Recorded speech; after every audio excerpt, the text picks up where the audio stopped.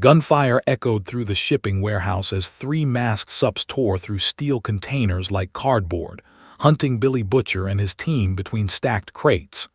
Huey slipped on spilled oil, Frenchie dragged him upright, and fired useless rounds that bounced off laughing faces. This was supposed to be a quick extraction, not a slaughter. Then the metal wall behind the Supes caved inward with a dull, bored thud. A bald man in a yellow suit stepped through the hole holding a grocery bag, blinking at the smoke and shouting like he'd walked into the wrong store aisle. One of the Supes lunged at him without thinking and vanished midair, punching straight through three containers and out the far side of the building. The other two froze. Butcher didn't. He stared at the stranger the way a starving man looks at food. Because for the first time in his life, Butcher wasn't looking at a problem. He was looking at a solution. And he had no idea what kind of disaster that realization was about to start. You're about to watch a man with unlimited power get quietly pointed at problems he doesn't understand, while the people around him realize what that really means. Subscribe once, because missing what happens next means missing the moment this world stops being fixable. The warehouse had already become a killing ground before Saitama stepped through the wall. Shipping containers were peeled open like soda cans, forklifts overturned, and the air filled with gunpowder and screaming metal. Three Supes hired by Vought for private asset recovery were hunting through the maze of crates with casual brutality, laughing as bullets bounced off their skin. Huey had tripped on spilled oil and nearly been crushed when one of them ripped a container off its hinges and threw it blindly down the aisle. Had dragged him clear just in time, firing useless rounds that did nothing except make noise. "This was a mistake," Huey shouted. Butcher didn't respond. He was calculating angles, escape routes, and how many seconds they had left before one of them died. Then the far wall of the warehouse dented inward with a soft, unimpressive sound. Not an explosion. Not a crash. A dent. Everyone froze for half a second, including the Supes. The wall folded inward like cardboard, and a bald man in a yellow suit stepped through the opening holding a plastic grocery bag. He blinked at the smoke, the shouting, and the armed men like he had wandered into a construction site by accident. "Oh," he said mildly, "sorry, is this not a store?" One of the Supes, irritated by the interruption, turned and charged him without thinking. The man didn't move out of the way. He didn't brace. He simply extended his arm lazily and tapped the Supe's shoulder with 2 fingers. The Supe disappeared. Not knocked back. Not thrown. Gone. A human-shaped hole tore through 3 stacked containers behind him, followed by a distant crash outside the building. Silence swallowed the warehouse. Frenchie stared with his mouth slightly open. Huey forgot to breathe. Lowered his rifle slowly. Butcher didn't blink. He watched the stranger carefully, like a hunter spotting a weapon lying on the ground. The 2 remaining Supes exchanged a confused look before attacking together. One leapt from above, the other rushed from the side. The bald man sighed slightly, shifting his grocery bag to the other hand. "Please don't be loud," he muttered. A casual backhand sent the airborne Supe spinning through the ceiling. A light shove redirected the other into a stack of containers hard enough to collapse the entire row like falling dominoes.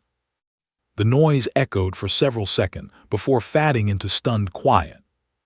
Saitama looked around at the destruction. "I think I made it worse." Butcher walked toward him slowly. "What's your name?" he asked. "Saitama." No hesitation, no suspicion, just an answer. Butcher nodded once, already thinking 3 steps ahead. "You lost, mate." Saitama glanced at the hole in the wall. "Yeah, I was looking for a supermarket, took a wrong turn." Huey whispered behind Butcher, "What the hell is he?" Butcher didn't answer because he was watching how Saitama stood, relaxed, loose, no tension, no awareness of what he had just done. Those guys, Butcher said, gesturing to the wreckage, they were trying to kill us. Saitama frowned slightly. Oh, that's rude. That was it, no anger, no urgency. Just mild disapproval. Sirens were already approaching in the distance. Vought would know something had gone wrong here within minutes. Butcher's mind was moving fast now, not in panic but in opportunity. Come with us, Butcher said calmly. Why? There's a supermarket on the way. Saitama nodded immediately. Okay. Blinked. That's it. Butcher shot him a look that meant play along. They moved quickly through the wreckage toward the back exit of the warehouse.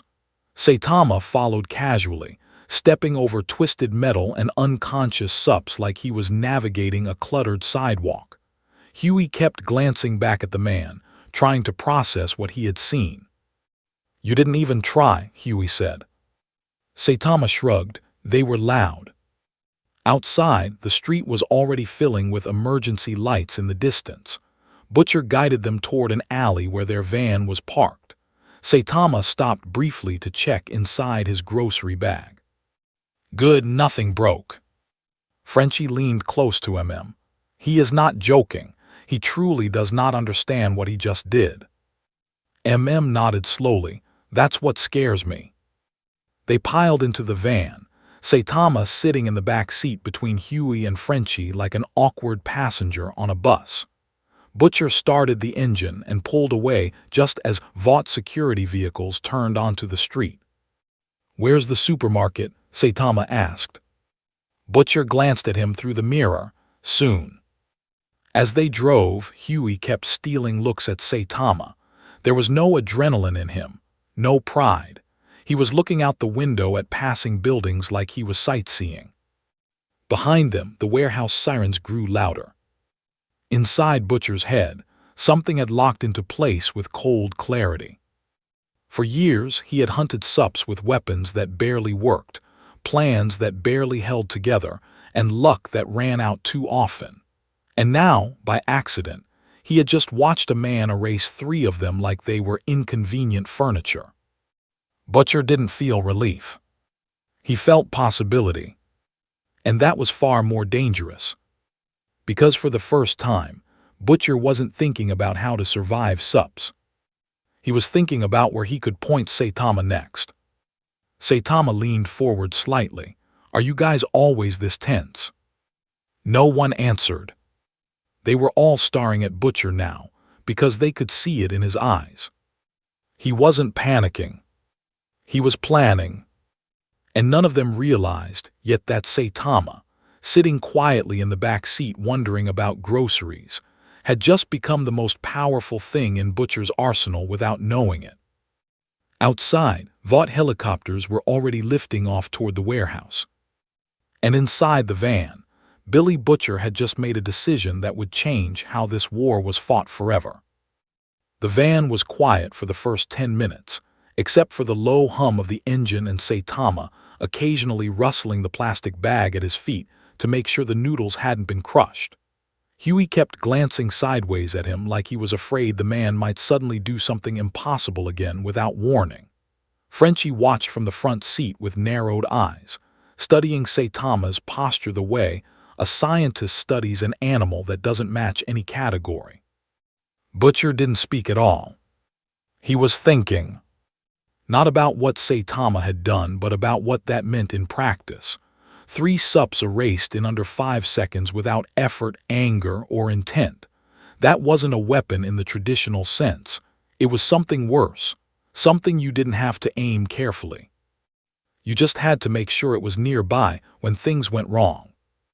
So, Saitama said from the back seat, how far is this supermarket? Couple minutes, Butcher replied. It was a lie, but a useful one. He took a longer route through side streets, circling toward a neighborhood where Vought maintained a small research property disguised as a medical supply warehouse. Frenchie noticed the change in direction first. That is not where groceries are, Frenchie said quietly. Butcher didn't look at him. I know. Turned slightly in his seat. You're not serious. Butcher finally spoke, still watching the road. I just want to see something. Huey swallowed.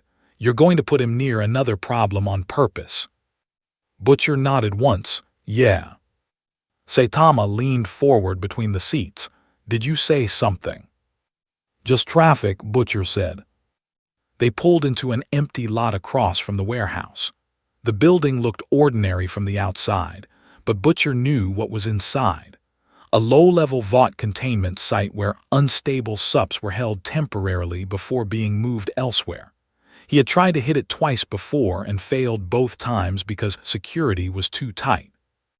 Today, security was irrelevant. Saitama looked at the building. Is the supermarket in there? Sort of, Butcher replied. Follow me.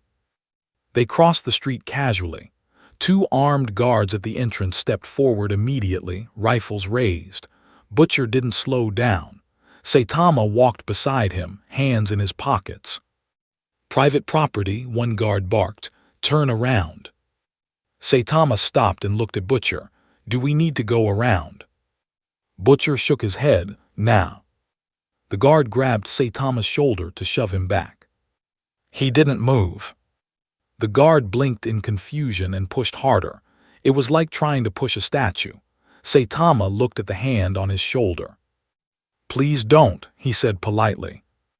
He gently brushed the man's arm aside. The guard stumbled backward, losing his balance and falling onto the pavement like he'd been nudged by a passing pedestrian.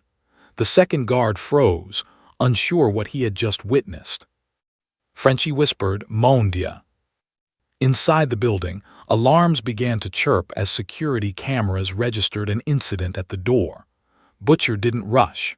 He simply opened the door and walked in, Saitama following without urgency.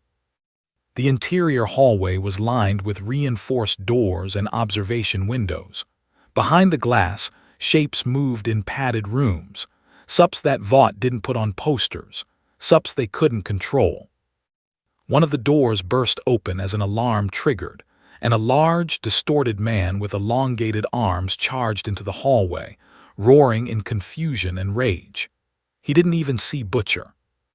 He saw Saitama. He lunged. Saitama stepped slightly to the side out of reflex. The man's momentum carried him forward into a wall hard enough to crack it. He slumped there, unconscious. Saitama blinked. Why does everyone run into me? Butcher's breathing slowed. This wasn't luck, this wasn't coincidence, this was pattern. They continued down the hall as more doors opened automatically under the alarm protocol. Two more Supes stumbled out, disoriented and aggressive. One tried to grab Saitama, the other screamed and charged. Saitama gently pushed one away while turning his body to avoid the other, and both ended up colliding into opposite walls with dull thuds. No drama, no effort. Watched in disbelief. He's not fighting, he's just existing. Butcher nodded faintly. Exactly. By the time Vaught's internal response team arrived at the far end of the corridor, 5 unstable Supes were unconscious on the floor without Saitama even understanding they had been threats. Saitama looked at the ceiling lights. This place is really noisy. Butcher turned to him. Yeah, it is. Security teams stopped advancing when they saw the hallway, not because they recognized Butcher, but because they recognized something worse. Every containment breach had already resolved itself. A man with a tactical headset whispered into his radio, "We have multiple subjects down. Unknown cause." Butcher didn't wait. He turned back toward the exit, satisfied. Saitama followed, confused. So, no supermarket. Soon, Butcher replied again. Outside, they crossed the street back toward the van, while sirens began building in the distance. Saitama glanced back at the building. Was that important? Butcher looked at him through the corner of his eye. Very. Huey climbed into the van slowly, still staring at Saitama. You didn't even know they were attacking you. Saitama shrugged. They seemed stressed. As they drove away, Butcher finally allowed himself to think the thought clearly. He didn't need to convince Saitama to fight. He didn't need to ask him to help. All he had to do was make sure Saitama happened to be where problems were. And the problems would solve themselves. That realization sent a chill through that he couldn't explain. "Billy," he said quietly, "this is going to go somewhere bad." Butcher didn't disagree. He just nodded slightly, eyes on the road. "Yeah," he said, "it is." Because Vought was already reviewing footage from the facility, trying to understand how a total containment failure had resulted in 0 casualties and 0 explanations. And for the first time, Billy Butcher wasn't reacting to Vaught's moves. He was arranging the board, without Saitama ever realizing he was the piece being moved. By the time Vaught's internal security teams finished reviewing the footage from the containment facility, confusion had replaced panic. The cameras showed doors opening, Supes charging into the hallway, and then collapsing into walls, floors, or each other without any visible attacker. The only consistent presence in every frame was a bald man in a yellow suit walking calmly beside Billy Butcher like he was touring a museum. No energy signatures, no weapon use, no visible force. Just contact. Ashley stood in the control room staring at the screens with a growing sense of unease. "Rewind that," she said for the 4th time. They did. The same result. A Supe lunged at Saitama, and Saitama lightly stepped aside. The Supe removed himself from the fight by colliding with architecture at terminal speed. Ashley turned slowly to the analyst beside her. "Is he a Supe?" "We don't have him in any database," the analyst replied. "No compound V signature we can detect." Ashley swallowed. "Then what is he?" In another part of the building, Homelander watched the same footage alone in a private room. He didn't focus on the Supes hitting walls. He focused on Saitama's face. No aggression. No awareness. No reaction. He wasn't fighting. He was inconvenienced. That detail bothered Homelander more than anything else. Across the city, the boys' van rolled through traffic while Saitama leaned against the window, watching people on the sidewalk like a bored tourist. Huey kept sneaking glances at him, trying to reconcile the casual posture with what he had just witnessed. "So," Huey asked carefully, "what do you usually do during the day?" Saitama thought, "Sometimes I look for sales, sometimes I fight monsters." Looked at Butcher. He says it like it's the same thing. Butcher didn't respond. He was already thinking ahead. Vought would be investigating. They would want answers. They would want the man in the yellow suit. That meant attention was coming. And Butcher intended to use that. "Hungry?" Butcher asked Saitama. "Yeah." "Good," Butcher replied. "I know a place." He didn't. But he knew somewhere better than a restaurant. He drove toward a rundown apartment complex where a low-level Supe named Shockwave Jr. had been hiding after botching a Vought assignment. The man had a history of short temper, electrical powers, and poor impulse control. Butcher had been tracking him for weeks, waiting for an opening. Now he had something better than an opening. He had Saitama. They parked across the street. Saitama looked up at the cracked windows and flickering hallway light. "This doesn't look like food," he said. "Upstairs," Butcher replied. They climbed the stairwell slowly. And Frenchie were tense. Huey looked like he wanted to say something but couldn't find the words. Saitama followed casually, hands in his pockets. When they reached the 3rd floor, Butcher knocked loudly on a dented apartment door. Inside, something crashed. A voice shouted angrily. The door flew open and Shockwave Jr. stepped out, electricity crackling faintly around his arms. "Who the hell?" He stopped when he saw Butcher. "You," Shockwave snarled. "I told Vought I'd fry you if you came back." He didn't notice Saitama standing slightly behind him. He didn't need to. He lashed out instantly. sending a surge of electricity down the hallway that lit up the walls like lightning trapped indoors. And Huey flinched. Saitama blinked as the electricity hit him and dissipated harmlessly across his suit. "That tickles," he said. Shockwave froze. He tried again, stronger. The hallway filled with blinding light and the smell of ozone. When it faded, Saitama was still standing there, mildly annoyed. "Please stop," Saitama said. Shockwave stepped back, confused and panicked. "What the hell are you?" Saitama reached forward and gently grabbed his wrist to move it away from his face. The floor beneath Shockwave cracked as his body slammed downward like he'd been placed there with enormous force. Not thrown, not punched. Placed. He lay there unconscious, electricity fatting from his skin. Saitama looked down at him. "Is he okay?" Butcher stared at the scene with a strange calm. "Yeah, he's fine." Huey exhaled slowly. "You didn't even mean to do that, did you?" Saitama shook his head. He was waving his arms around. Butcher turned and walked back down the stairs immediately, satisfied. He didn't need to say anything. The pattern was repeating perfectly. Saitama wasn't fighting Supes. Supes were removing themselves by interacting with him. Back at Vought Tower, Ashley's phone rang with a live update from field teams. "Shockwave Jr. just went dark," a voice reported. "Witnesses say a bald man was involved." Ashley closed her eyes. Homelander, listening from across the room, opened his. "Find him," Homelander said quietly. Outside, the boys' van merged back into traffic.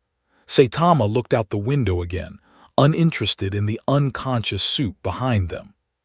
"So food?" he asked. Butcher nodded. "Yeah, food." But inside his mind, something had crystallized into a strategy so simple it felt dangerous. He didn't need weapons. He didn't need explosives. He didn't need plans that barely worked. He just needed to be in the wrong place at the right time. With Saitama and Vought, watching these impossible incidents stack up across the city, had started asking a question that would escalate everything. Who was the man that made Supes disappear without trying? By late afternoon, Vaught's internal incident board looked less like random accidents and more like a map with a line drawn through it. A warehouse confrontation, a containment facility breach, a rogue Supe neutralized in an apartment hallway. 3 separate events, all within a few hours, all connected by one detail that refused to be ignored. A bald man in a yellow suit walking calmly through each scene. Ashley stood in the analytics room staring at the city map with pins marking every location. "Zoom out," she said quietly. The analyst did. The pins formed a path. Not chaos. Movement. "He's traveling with Butcher," Ashley realized. Homelander stood behind her, arms folded loosely, watching the map without expression. He wasn't surprised. He had already reached that conclusion from the footage, but seeing it laid out visually made something settle into place. This wasn't coincidence. This was proximity. Wherever Saitama went, Supes stopped being a problem. Across town, the boys were sitting in a small diner booth that looked like it hadn't been updated since the 90s. Saitama was focused entirely on a laminated menu, trying to decide between 2 items based on price rather than taste. Huey watched him like he was observing a wild animal in a zoo that didn't know it was being studied. "You okay?" Huey asked. Saitama nodded. "They have a lunch special." Frenchie leaned across the table toward Butcher. "You see it, yes?" Butcher didn't look up from his coffee. "Yeah." "You are thinking the same thing I am thinking." "Yeah." Exhaled slowly. "You're starting to treat him like a plan." Butcher finally looked up. "I'm not treating him like anything. I'm just noticing what happens when he's around." Saitama looked up from the menu. "Are you guys arguing?" "No," Butcher said. "Pick your food." Outside the diner, two black SUVs rolled past slowly, windows tinted. Vought had begun active surveillance, trying to keep visual contact without approaching directly. They weren't ready to confront Saitama. They were trying to understand him first. Inside one of the SUVs, a Vought field agent spoke into a headset. Target is stationary, engaging in civilian dining behavior. Ashley listened from headquarters, rubbing her temples. Do not engage, just observe. Homelander stood nearby, hearing the report. He's not doing anything, he said. Ashley nodded. That's the problem. Back in the diner, Saitama pointed at the menu. This one is cheaper. Huey blinked. You're choosing based on price. Yeah. Butcher watched him quietly and felt a strange mix of certainty and discomfort. This man could erase Supes like they were minor obstacles, and he was debating lunch specials. It made Butcher's usual worldview feel unstable. The food arrived, and Saitama began eating with calm focus. Outside, the SUVs waited. Inside Vought Tower, analysts were replaying footage over and over, trying to find a pattern of intent in Saitama's movements. They couldn't, because there was none. He wasn't hunting Supes. He wasn't targeting them. He was just there. And that realization slowly began to terrify Vaught's upper levels. Because it meant Butcher wasn't using a weapon. He was walking around with a natural disaster that didn't know it was one. Back in the diner, Butcher finished his coffee and stood up. Let's go. Saitama nodded, grabbing his grocery bag and following without question. As they stepped outside, the SUVs remained parked at the curb. One of the agents inside raised a camera slightly for a better angle. Saitama noticed the reflection in the window and waved politely. The agent froze. He waved at us, the agent whispered. Ashley heard it through the headset and closed her eyes. Do not react. But it was too late. The moment had been captured on camera by a bystander across the street and uploaded instantly. Within minutes, social media was filling with images of the mysterious man in yellow casually acknowledging unmarked surveillance vehicles. The narrative was starting to shift publicly. People weren't asking who he was. They were asking why Vought was watching him. Homelander watched the clip on a monitor and felt something twist slightly in his chest. Saitama wasn't playing the game. He wasn't hiding. He wasn't threatening. He was just existing openly, and that made Vaught's behavior look suspicious by comparison. In the van, looked at Butcher. They're watching now. Butcher nodded. Good. Huey frowned. Good. They're trying to figure him out, Butcher said, and they can't. Saitama leaned back in his seat. Are we going to the supermarket now? Butcher glanced at him in the mirror. Yeah, soon. But he was already thinking ahead again. Because the pattern wasn't just visible to Vought anymore. It was visible to him in a different way. He didn't need to plan attacks. He didn't need to infiltrate. He just needed to be somewhere inconvenient for Vought with Saitama nearby. And the rest would take care of itself. Behind them, the SUVs followed at a careful distance. Vought wasn't ready to move. They were waiting for a clearer understanding. What they didn't realize yet was that the pattern they were observing was Saitama's behavior. It was Butcher. And that pattern was about to escalate from accidental incidents to deliberate positioning. Vought didn't send Supes first. They sent a conversation. Two black SUVs pulled in front of the boys' van as it idled near a strip mall parking lot, boxing them in without flashing lights or raised weapons. Men in dark suits stepped out calmly, hands visible, expressions trained into polite neutrality. This wasn't an arrest. It was a corporate retrieval. Inside the van, sighed, "Here we go." Butcher didn't look worried. He looked interested. Saitama leaned forward between the seats. "Is this the supermarket?" "Sort of," Butcher replied. One of the suited men approached the driver's side window and tapped lightly. Butcher rolled it down halfway. "Mr. Butcher," the man said smoothly, "we'd like to speak with your passenger." Saitama leaned closer. "Me." The man nodded politely. "Yes, sir." Saitama looked at Butcher. "Do they know where the supermarket is?" Butcher shrugged. "Probably." Saitama nodded. "Okay." Stared at Butcher. "You're really letting this happen." Butcher gave him a small look. "Watch." They stepped out of the van together. The suited men maintained distance, speaking gently, carefully. Cameras from a distance were already recording, though no one pretended they were. "We represent Vought International," the man continued. "We'd like to ask you a few questions in a more comfortable setting." Saitama looked around the parking lot. "This seems comfortable." The man smiled politely. "Inside would be better." Saitama considered that. "Okay."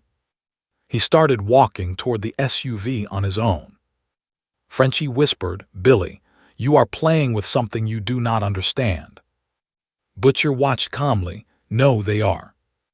As Saitama reached the SUV, one of the men gently opened the rear door for him. Saitama tried to step inside but bumped his head lightly on the roof frame. The entire SUV chassis compressed downward with a metallic groan. Everyone froze. Saitama rubbed his head. "Sorry." The vehicle sagged slightly on its suspension like it had aged 10 years instantly. The suited men glanced at each other but kept their composure. "No problem, sir." They drove off with Saitama in the back seat, while the boys followed at a distance in their van. Inside the SUV, the agent spoke calmly. "We just want to understand what happened earlier today." Saitama looked out the window. "You guys are very serious." "People got hurt," the agent said carefully. Saitama nodded. "Yeah, they kept running into me." The agent paused, unsure how to respond to that. At Vought Tower, Ashley watched the live feed from inside the vehicle. Homelander stood nearby, listening. "He's not even defensive," Ashley whispered. Homelander shook his head slightly. "He doesn't think he did anything." That was what unsettled him most. Back in the van, Huey looked nervous. What if they actually convince him to stay? Butcher shook his head. "They won't." "How do you know?" "Because they'll try to control him," Butcher said, "and he won't understand why that's happening." The SUV pulled into Vaught's underground garage, and Saitama stepped out calmly. He looked around at the polished concrete and lighting strips. "This isn't a supermarket," he said. "We'll get you food," the agent replied quickly. Upstairs, they brought him into a glass conference room, identical to the ones used for corporate negotiations and PR meetings. Ashley entered with a tablet in her hands and a forced smile. "Hi, I'm Ashley." Saitama nodded. "Saitama." She gestured toward a chair. "Please sit." He did. The chair cracked slightly under his weight, not from force, but from the structure simply not designed for someone like him. Ashley pretended not to notice. "We've noticed you've been present at several incidents today," she began. Saitama nodded. "Yeah, it's been loud." Ashley blinked. "Loud?" "People keep yelling and running into me." She glanced at the tablet, then back at him. "Do you know who Billy Butcher is?" "Yeah, he said there's a supermarket near him." Ashley inhaled slowly. Behind the glass, Homelander watched the exchange. He could see it already. This wasn't an interrogation. It was a mismatch of understanding so complete that Vought had no angle to exploit.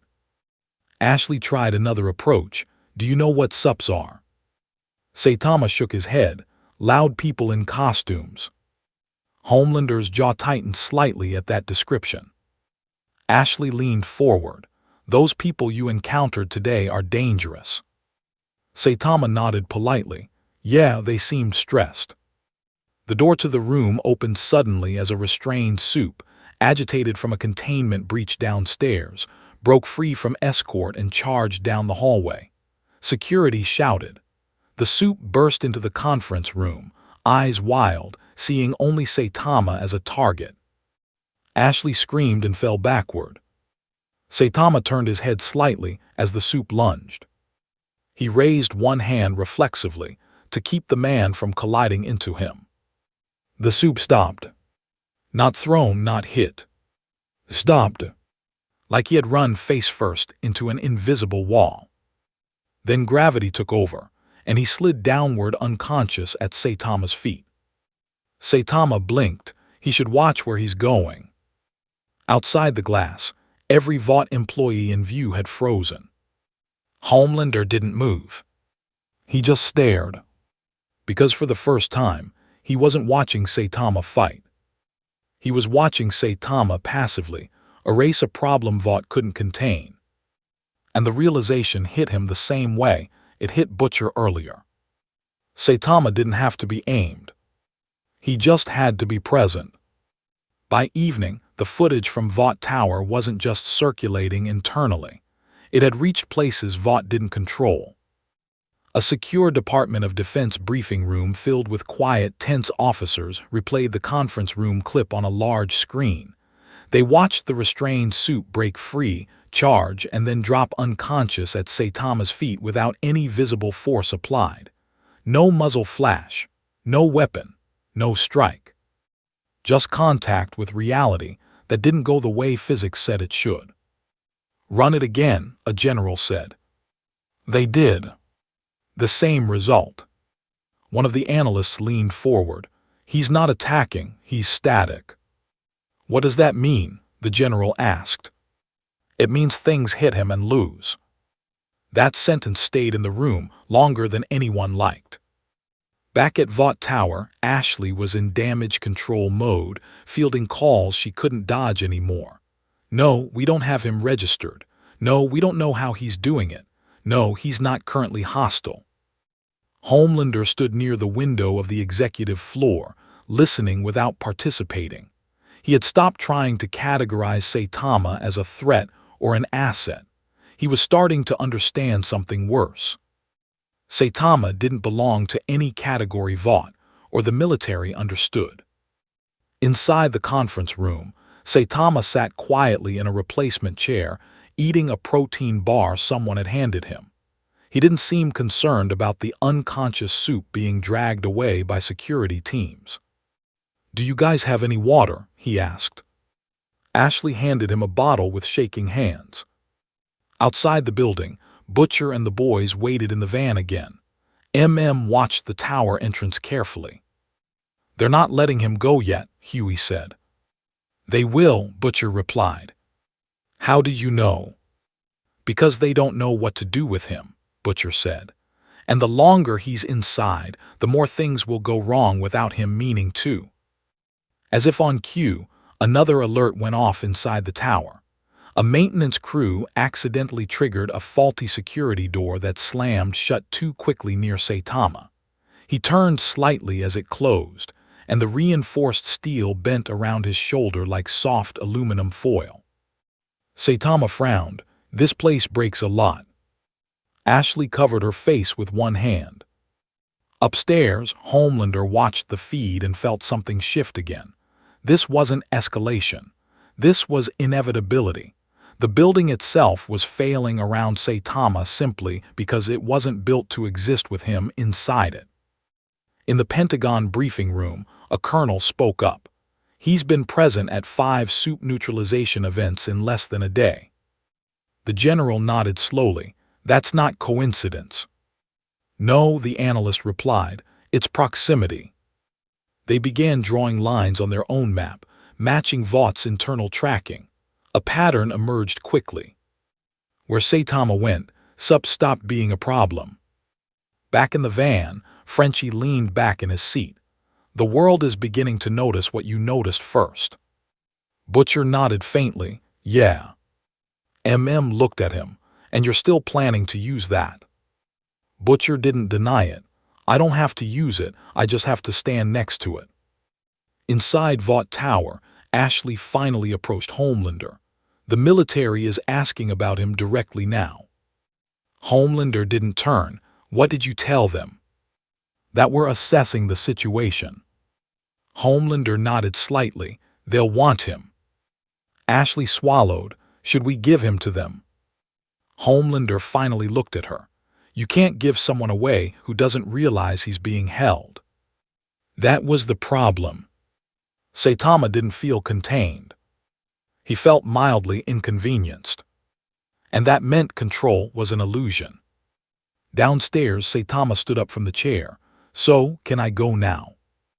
Ashley hesitated. She looked at Homelander through the glass. Homelander nodded once. Yes, she said, you can go. Saitama smiled slightly. Thanks. He walked toward the elevator without escort, passing security teams who instinctively stepped aside. No one tried to guide him. No one tried to stop him. They had learned. Outside, Butcher saw the lobby doors open and Saitama step out into the night air. He started the van immediately. Saitama looked around at the streetlights. Oh, you guys. Butcher nodded. Supermarket's still open. Saitama smiled faintly. Good. As he climbed into the van, none of them noticed the unmarked government sedan parked half a block away, cameras zooming in quietly. Inside, a federal observer spoke into a secure phone. We've confirmed it. The pattern is real. What pattern? A voice asked. The observer didn't take his eyes off Saitama. Where he is, he said, Supes stop mattering. And that realization, spreading now beyond Vought and into military command, ensured that Saitama was no longer just Butcher's accidental advantage. He had become something much bigger. A variable everyone wanted to understand. And no one could control. The van ride was quiet again, but this time the silence had weight to it. Not fear, not confusion, something closer to realization.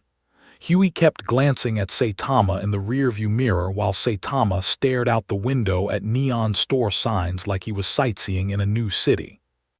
Butcher wasn't thinking about what had happened inside Vought Tower. He was thinking about what could happen next. He had spent years trying to get close enough to Supes to hurt them.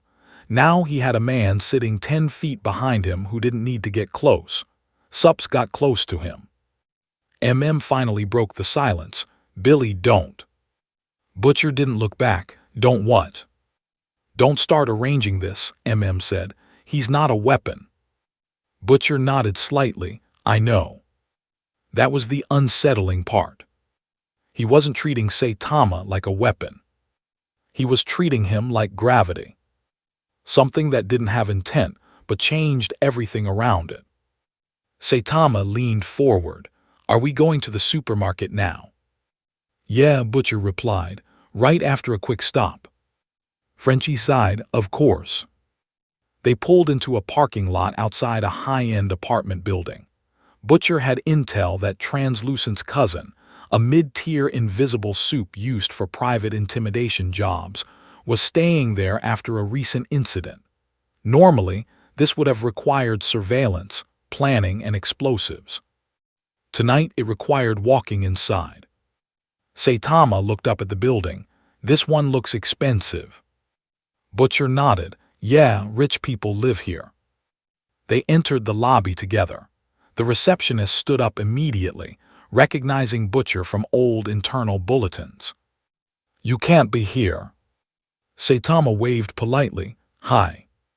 The receptionist froze, confused by the friendly tone in a situation that didn't match it. Upstairs, the invisible Supe heard the commotion through enhanced hearing and moved toward the hallway, curious. He stepped out just as the elevator doors opened. He didn't see Saitama. He walked directly into him at full speed. There was a sickening thud as the invisible Supe's body stopped instantly, revealing a faint outline in the air where he had collided. He slid downward slowly, unconscious before he hit the floor. Saitama looked down at the empty space. Did someone drop something? Butcher stepped over the unconscious outline calmly. Yeah, trash. Huey stared. He didn't even know someone was there. Shook his head slowly. This is getting worse. They dragged the invisible body aside and left without urgency. No alarms, no fight, no struggle. Outside, Saitama blinked in the streetlights. So, now supermarket. Butcher nodded. In the Pentagon, analysts updated the board again. Another Supe neutralized. Same pattern. No visible attack. The general leaned back in his chair. He's not hunting them. No, the analyst replied, but someone is putting him in their path. That realization shifted the conversation from curiosity to concern. Back in the van, Huey leaned forward. Billy, you're doing exactly what they're starting to suspect. Butcher didn't deny it. Yeah. Looked at him hard. You're using him. Butcher glanced back briefly. He's not being used, he's just there. Saitama looked between them.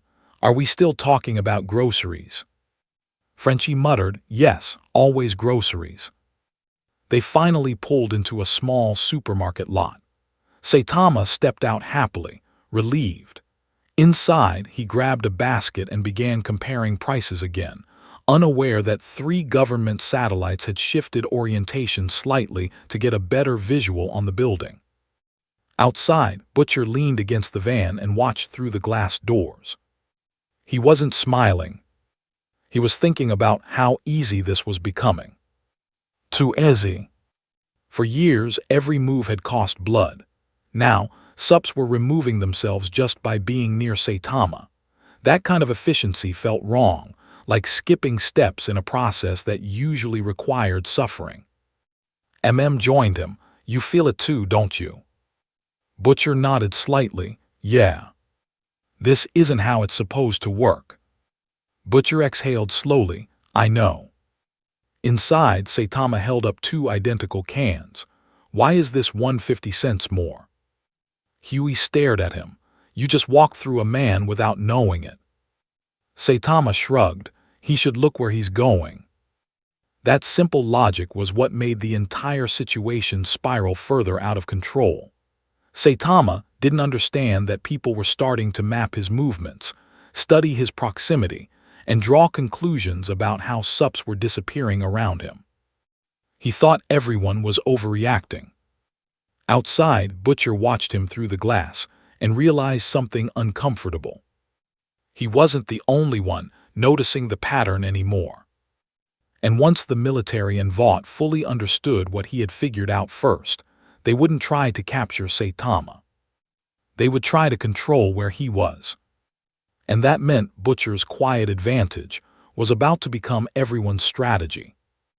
The supermarket doors slid open as Saitama stepped back outside with a small bag of discounted groceries and a look of quiet satisfaction. He had finally achieved the only objective he had cared about all day. Huey followed behind him, still trying to process the fact that an invisible Supe had removed himself from existence by walking into Saitama like a glass door. Butcher leaned against the van, watching the street. He felt it before he heard it. The subtle vibration in the air, the pressure shift that didn't belong to traffic or wind.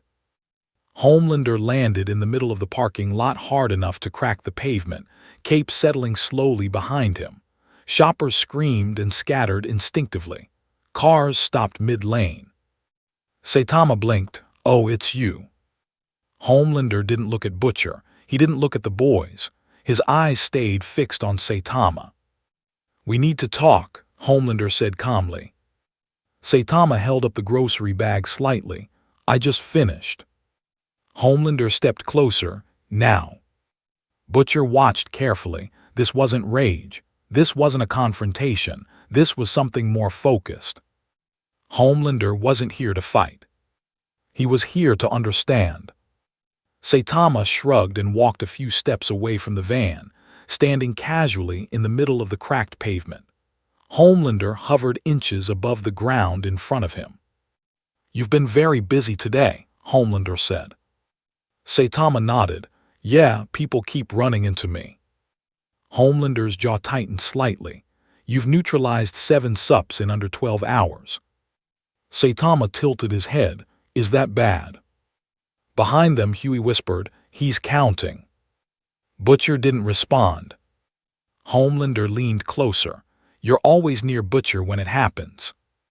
Saitama glanced back at the van. He knows where the supermarkets are. Homelander paused. He could see it clearly now. Saitama wasn't being evasive. He was being literal. Do you know who Butcher is? Homelander asked. Yeah. He hates Supes. Saitama nodded politely. That sounds tiring. That answer landed in Homelander's mind with uncomfortable weight. Butcher's entire life was defined by hatred. Saitama described it like an exhausting hobby. Homelander circled slowly.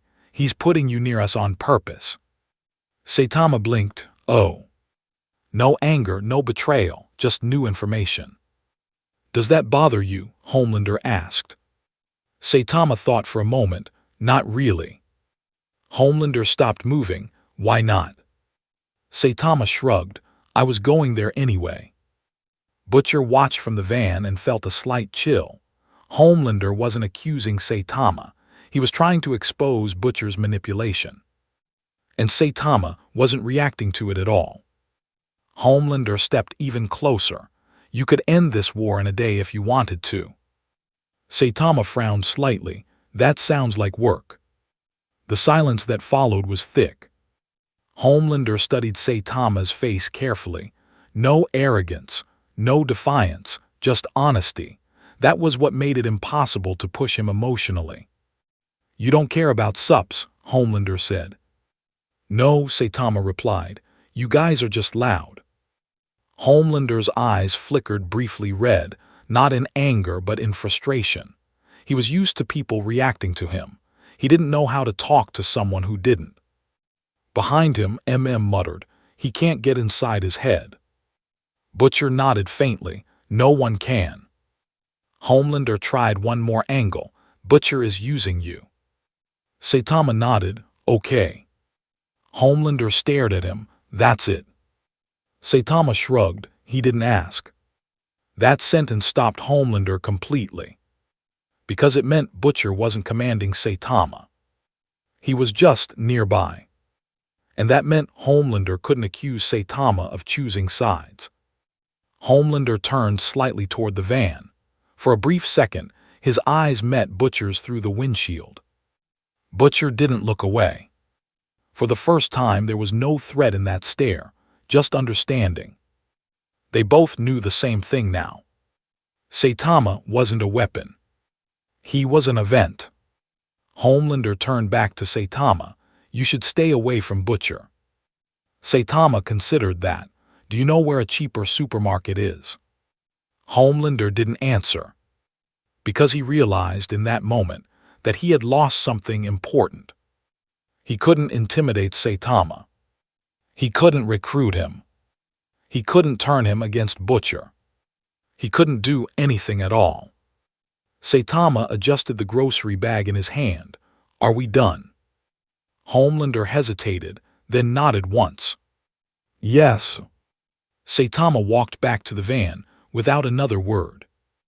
Homelander remained standing in the cracked pavement watching him leave. Not angry, not defeated, just unsettled in a way he had never experienced before. Because for the first time in his life, he had met someone with more power than him who didn't care enough to use it.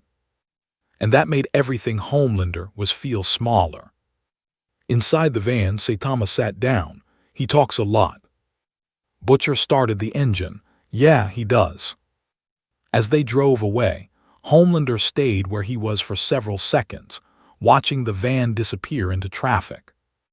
And for the first time, he wasn't worried about what Saitama might do. He was worried about what Butcher was starting to understand.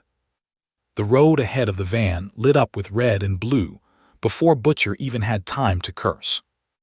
Unmarked federal vehicles slid into place from both sides of the street with calm precision, not blocking aggressively but guiding the van into a slow stop. Like this had been rehearsed.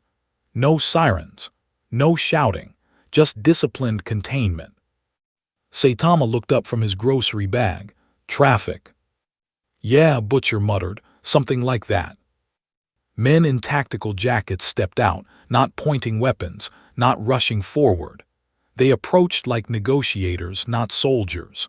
One of them tapped lightly on the driver's window. Butcher rolled it down halfway. "Mr. Butcher," the man said calmly, "we'd like a word with your passenger." Saitama leaned forward. "Me again." The man nodded politely. "Yes, sir." Whispered, "This is getting bigger." Butcher knew it already. This wasn't Vought. This was Federal Command stepping in because the pattern had become too obvious to ignore. Saitama opened the van door before anyone could stop him and stepped out casually. "Do you know where the supermarket is?" The agent paused, thrown off by the question. "We can arrange food for you." Saitama nodded. "Okay." They guided him toward a larger vehicle parked ahead, one fitted with reinforced panels and camera equipment. Butcher stepped out too, but two agents gently blocked his path. "Not you," one said. Butcher watched Saitama get inside the vehicle without resistance. He didn't look worried. He didn't look suspicious. He just looked mildly curious. Inside the mobile command unit, a general and two analysts watched Saitama take a seat at a metal table. They had screens showing footage from the warehouse, the facility, the apartment hallway, and Vought Tower. The general leaned forward. "Thank you for cooperating." Saitama nodded. "You're welcome. We've noticed a pattern involving you today." Saitama blinked. "Yeah, it's been loud." One analyst replayed the footage of Supes colliding into walls around him. These individuals were extremely dangerous. Saitama looked at the screen. They seemed stressed. The general exchanged a glance with the analysts. "You neutralized them without trying." Saitama tilted his head. "Is that bad?" "No," the general said carefully. "It's useful." That word hung in the air. Useful. Outside, Butcher watched from the van as and Frenchie stared at the mobile unit. "They're doing it," said. "Yeah," Butcher replied quietly. "They're seeing what you saw." Butcher nodded. Inside, the general continued. "Do you understand that Billy Butcher has been placing you near these situations deliberately?" Saitama thought for a moment. He said there was a supermarket nearby. The analysts blinked. The general tried again. "He's using you to neutralize Supes." Saitama shrugged. "I was going there anyway." The room went quiet. Because the general realized something important. Butcher wasn't commanding Saitama. He was simply predicting where Saitama would be and making sure problems were there too. That made this much harder. "We'd like to ask for your help," the general said slowly. Saitama looked interested for the first time. "With what?" "Being present in certain locations." Saitama blinked. "Like stores?" "Not exactly." The general pointed at the screens. "Places where dangerous Supes are active." Saitama nodded. "Oh, that's fine." The analyst stared at him. "You're agreeing?" one asked. Saitama shrugged. "I don't have anything else to do." Outside, Butcher felt a tightness in his chest he didn't expect. Looked at him. "They just made it official." Butcher nodded slowly. "Yeah." "And you're not in control of it anymore." Butcher didn't answer. Inside the command unit, the general spoke into a headset. "Initiate protocol presence." That phrase was new. It hadn't existed before today. But it meant one thing. They were going to start moving Saitama around like a deterrent. Not as a soldier. Not as a weapon. As a location. Saitama looked out the window. "So where are we going?" The general replied, "There's a Supe standoff downtown. Hostages." Saitama nodded. "Okay." The vehicle began moving. Behind them, Butcher's van followed at a distance. He wasn't being stopped anymore. No one cared about him. Because the focus had shifted. The world had stopped trying to understand Saitama. It had started trying to place him. And Butcher realized with uncomfortable clarity that he had accidentally taught them how. The mobile command unit stopped 3 blocks from a shattered bank entrance surrounded by police barricades and news vans. Floodlights lit up broken glass and overturned cars, turning the street into a tense stage where nothing had moved for nearly an hour. A mid-tier Supe named Hardline had taken hostages inside after a failed robbery, his skin too dense for bullets and his temper too short for negotiation. Normally, this would have ended with casualties. Tonight, the general stepped out of the vehicle and opened the rear door for Saitama like he was escorting a guest. Saitama climbed down and looked at the scene with mild confusion. Is this the supermarket? Not exactly, the general said. Just walk toward the building. Saitama nodded and started walking. Police officers lowered their weapons instinctively, unsure whether to treat him like backup or a civilian who had wandered into the wrong place. Cameras from every direction zoomed in as he crossed the street alone, grocery bags still in hand. Inside the bank, Hardline paced in circles, shouting at hostages and punching holes in marble pillars to prove a point. He heard footsteps outside and turned toward the shattered doorway. Saitama stepped through the broken glass and blinked at the ruined interior. Wow, this place is messy. Hardline turned fully and saw him. Who the hell are you? Saitama shrugged. I think I took a wrong turn. Hardline charged without hesitation, slamming into Saitama at full speed with enough force to bend steel beams. The impact echoed through the building. Saitama didn't move. Hardline's body stopped instantly and crumpled at Saitama's feet like he had run into a concrete wall. The hostages stared in stunned silence. Saitama looked down. You should be careful. Outside, every officer, every camera operator, every analyst watching remotely saw the same thing. No fight. No effort. Just a problem ending itself. The general exhaled slowly. Get the civilians out. Inside, Saitama turned to the nearest hostage. Is this the exit? The man nodded weakly. Saitama walked back outside, stepping over broken glass without urgency. Police rushed past him into the bank while reporters shouted questions he didn't hear. Was that planned? Huey asked from the van. Butcher shook his head. No. That's what scares me. Watched the scene carefully. This is going to change how they respond to Supes. Butcher nodded slightly. Yeah, it already has. The general approached Saitama again. Thank you. Saitama nodded. Can I go now? Yes, the general replied. Saitama turned and walked back toward the vehicle like nothing unusual had happened. Behind him, the news coverage had already begun reframing the incident, not as a heroic rescue, not as a violent takedown, as the arrival of a man who ended the situation by being there. Inside Vought Tower, Ashley watched the live broadcast with growing dread. This is bad, she whispered. Homelander stood beside her, silent. Because he understood something she didn't yet. This wasn't making Saitama famous. It was making everyone else look unnecessary. Back in the mobile unit, Saitama sat down and looked at the general. So, supermarket. The general nodded quickly. Yes, we'll take you. Outside, Butcher leaned against the van and stared at the bank. He felt something he hadn't expected. Loss of control. He had discovered the pattern first. He had figured out how to use it quietly. Now the government was doing it openly. And Saitama still didn't understand that he had become the center of a new strategy for dealing with Supes. As the vehicles pulled away, spoke quietly. You see it, right?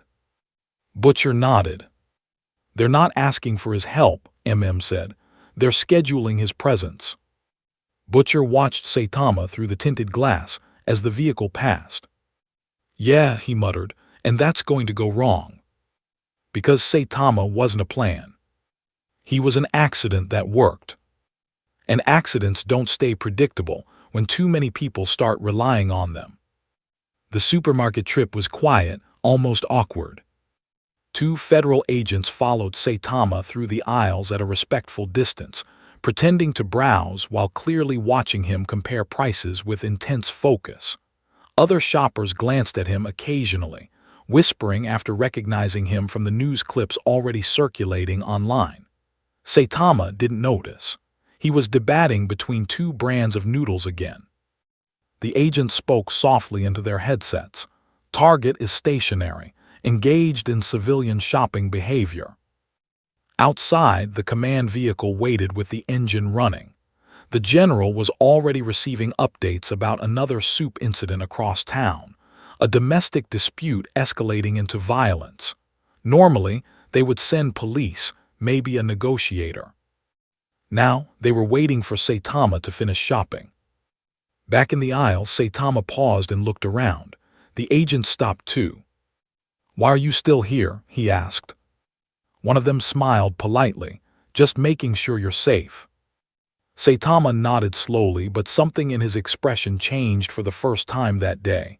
Not anger, not suspicion, just mild confusion. "You guys keep following me," he said. "Yes, sir," the agent replied. "Why?" The agent hesitated. "Because you're helpful." Saitama stared at him for a few seconds. "I'm just buying groceries." The words weren't defensive. They were factual, but the agent didn't know how to answer that. Outside, Butcher watched from across the street with the boys. He could see the agents inside through the glass. Folded his arms. "He's starting to notice," said. Butcher nodded, "Yeah." Inside, Saitama picked up his basket and walked to the checkout. The agents followed again. "You don't have to come with me," he said gently. The agent nodded, "We know." "But you are." "Yes." Saitama paid for his groceries and stepped outside into the night air. The general approached quickly. "There's another situation nearby," he said, "if you don't mind." Saitama paused. For the first time, he didn't nod immediately.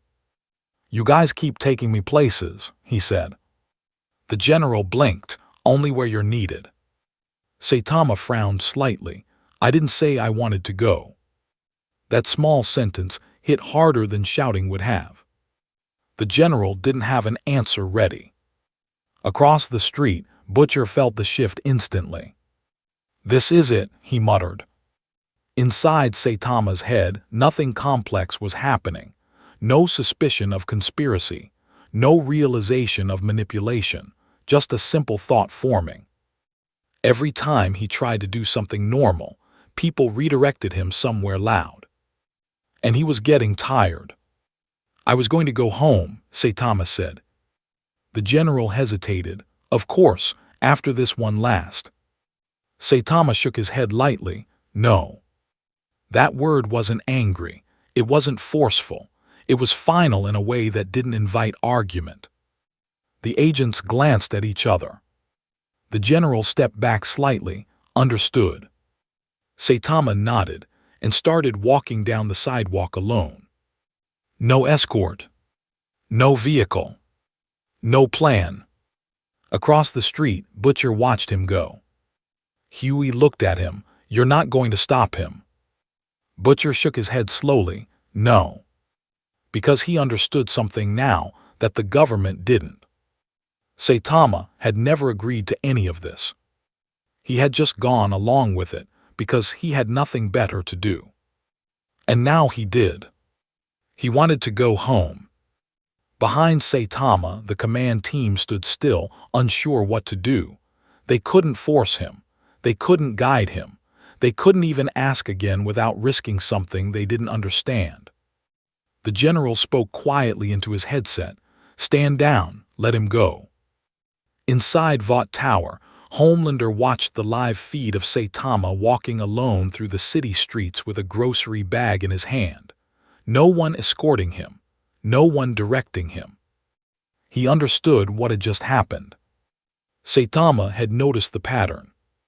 Not intellectually. Emotionally. He was tired of being moved around. And for the first time, the world had learned something important. Saitama could not be scheduled. Saitama walked for nearly 20 minutes without anyone following him. That was the first thing people noticed. No unmarked vehicles. No agents pretending to browse nearby stores. No helicopters shifting position overhead. The city moved normally around him again, traffic lights changing, pedestrians crossing streets without realizing how unusual the moment was. Saitama didn't feel relieved. He just felt quiet. He passed storefront windows, glanced at reflections of himself, and adjusted the grocery bag in his hand. For the first time all day, nothing loud was happening near him. Behind him, several blocks away, Butcher and the boys followed at a distance in the van, not trying to catch up, just making sure he didn't disappear into the city completely. Leaned forward. This is where it changes. Butcher nodded slightly. Yeah. Inside Vought Tower, Ashley stood in the control room watching camera feeds of empty streets. We lost visual, she said. Homelander didn't react. He was staring out the window again. He didn't run, Homelander said quietly. He just left. Ashley nodded. Should we try to reacquire? Homelander shook his head. No. Because he understood something the others didn't yet. The more you tried to place Saitama somewhere, the less he wanted to be there. Across town, the Pentagon briefing room was silent as analysts stared at blank tracking screens. The general folded his hands slowly. We can't deploy him if he doesn't want to go, one analyst said. The general nodded, which means we never could. That realization settled into the room heavily. They hadn't been directing Saitama. They had been lucky that he was cooperative. And luck is not a strategy. On the sidewalk, Saitama finally stopped in front of a small convenience store. He stepped inside, grabbed a bottle of water and paid in cash without saying much. The cashier didn't recognize him. That more than anything else made Saitama relax slightly. Outside, Butcher watched through the windshield as Saitama exited the store and kept walking. Huey spoke quietly, so what now? Butcher didn't answer immediately. He watched Saitama's posture, slower, calmer, less distracted. He's done with us, said. Butcher nodded, yeah. They didn't follow anymore. They let him walk away into the night without interference. Because they all understood the same thing now. Saitama had never been part of their war. They had simply been standing near him while it happened. Inside Vought Tower, Homelander stepped away from the window at last. He looked at the posters of the Seven on the walls, then at the screens showing nothing. He doesn't care about any of this, Homelander said. Ashley nodded weakly, no. And that's why he's dangerous. Because for the first time, Homelander understood that power didn't need to be displayed to exist. Saitama had walked through the entire day without trying to prove anything, and in doing so, he had exposed how much everyone else relied on proving themselves constantly. In the Pentagon, the general gave a quiet order: suspend protocol presence. The program that had been created just hours ago was already obsolete. Because the one thing it depended on had never been controllable. Saitama turned a corner and disappeared into a quiet residential street, grocery bag swinging lightly in his hand. He didn't look back. He didn't think about the warehouse, the facility, the Supes, the bank, or the people who had tried to guide him from place to place. He was thinking about what to cook when he got home. Behind him, a world built on power, fear, strategy, and control had just learned a permanent lesson. The most powerful being in it didn't want to be involved. And no one knew how to operate in a world where that was true. Because the next time Supes went out of control, they wouldn't know where Saitama was.